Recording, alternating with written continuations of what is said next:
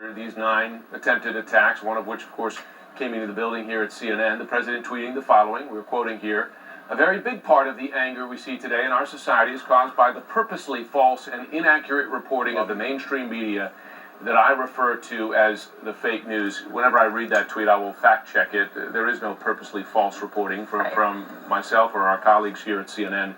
That is false.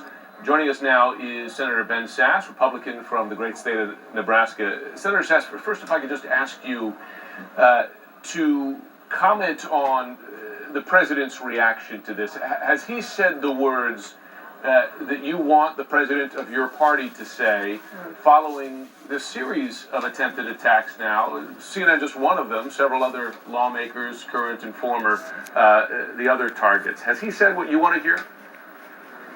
So I haven't heard all of the tweets this morning. I haven't heard the details of those, and I was glad to hear him explicitly condemn the violence yesterday. But the bigger picture problem you're flagging here is obviously a core problem, right? We don't refer to the press as the enemy of the people in America. It was a First Amendment society, and the beating heart of our First Amendment society is freedom of religion, freedom of speech, freedom of the press, freedom of assembly, and the right of protest. And so we need the president and we need all other public officials to be reaffirming that basic idea about what unites us as Americans. And so I haven't heard again what he said this morning, but we need to stop with all this nonsense language about the press as the enemy of the people. He essentially said that again this morning in so many words. Okay, he pointed right at the media and blamed them for the anger. Senator, look, let me preface this by saying no lawmaker, regardless of party, should say things like this. Maxine Waters should not say harass them. Eric Holder should not say kick them, right? Talking about the other party. The president should certainly not call the press the enemy of the American people, and he certainly shouldn't call a lawmaker that body slams a journalist my guy. This is a platform. You've called him out on Twitter before. You've given floor speeches about this. But this morning, to the president, if he's watching, what is your message as a leader in the Republican Party? The president needs to reaffirm the basic American value of the universal dignity of 320 million people. And when 320 million people have God-given rights, again, the government doesn't give us rights. Government is our shared project to secure those rights. We have rights from God via nature, and those include free speech, free assembly, and those of you who have the calling of serving in the press for a time, or those of us who serve in public life for a time, we need to be constantly reaffirming those things which unite us as Americans across generations and across political parties. But There's Senator, lots of policy respectfully, fighting. what does he need to say? What words need to come out of his mouth? Because we were all attacked yesterday, right? I mean, we had to run out of this building. We condemn political violence in America. Political violence is un-American. There is no place for it in America. And so what we do in America is we believe in the dignity of people, and when we differ with them on policy, or when we differ with them on things well outside government and culture, if you're debating about theology, or if you're deciding which business to start, you try to persuade people with your words that start with the assumption that these are eternal souls. And people who have eternal souls, you try to win over time by persuasion, not by threatening violence. And so we condemn political violence in America. Every American needs to be against political terrorism. And so that starts at the top, that the president has the biggest bully pulpit in America, and he needs to affirm again that we condemn all political terrorism in America. There's a really important distinction which seems to be lost in a lot of our debates about media criticism.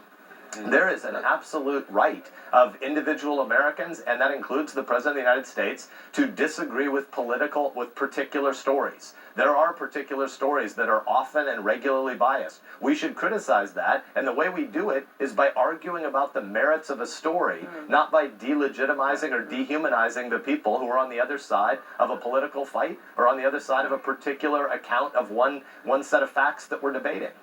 Let me ask you this, because this is ultimately political in the sense of electorally political, right? Because it comes down to what gets folks elected, what works, and there's a big midterm election coming here. Your colleague, soon-to-be outgoing colleague, Jeff Flake, made a very honest point recently and said, listen, I couldn't say this stuff, I couldn't win as a Republican if I criticize the president in the way that I do now. As long as that is the dynamic, right, where to win Republicans, not all of them, because I will give you credit for occasionally differing with the president on issues, but as long as that is the reality, how does this change? And you could say the same on the other side. I hate this, both sides thing, but listen, there is a reality on the other side. Not a lot of Democrats are going to win races by praising the president, right?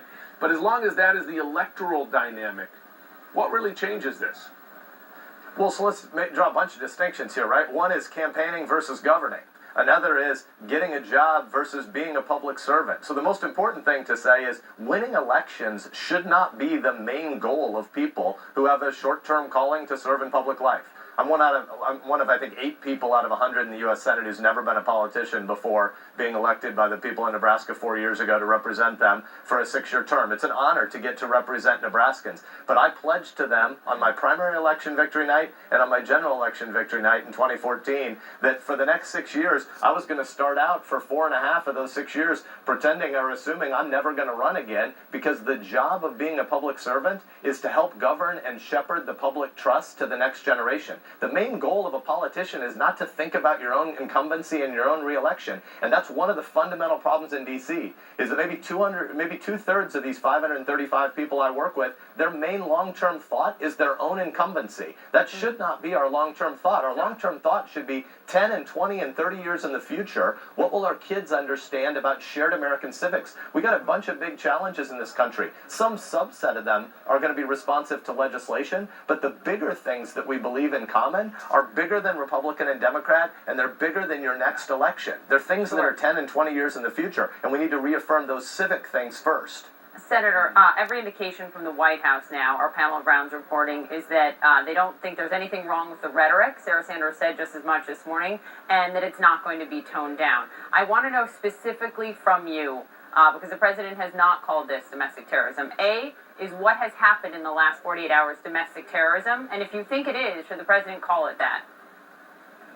Yeah, so I haven't had a conversation with law enforcement either locally or nationally, but I will say that we are blessed to have the FBI. The FBI is a good organization filled with patriots, and they're going to do a great job of getting to the bottom of this. So I'm not going to speculate on the motives of the particular individual in this case, but this sure looks to me like domestic terrorism and threats of political violence, and we need to recognize that all of that crap is un-American. We've got a whole bunch of people in Washington who do talk like politics are ultimate, that the most important thing is your political tribe. That isn't true.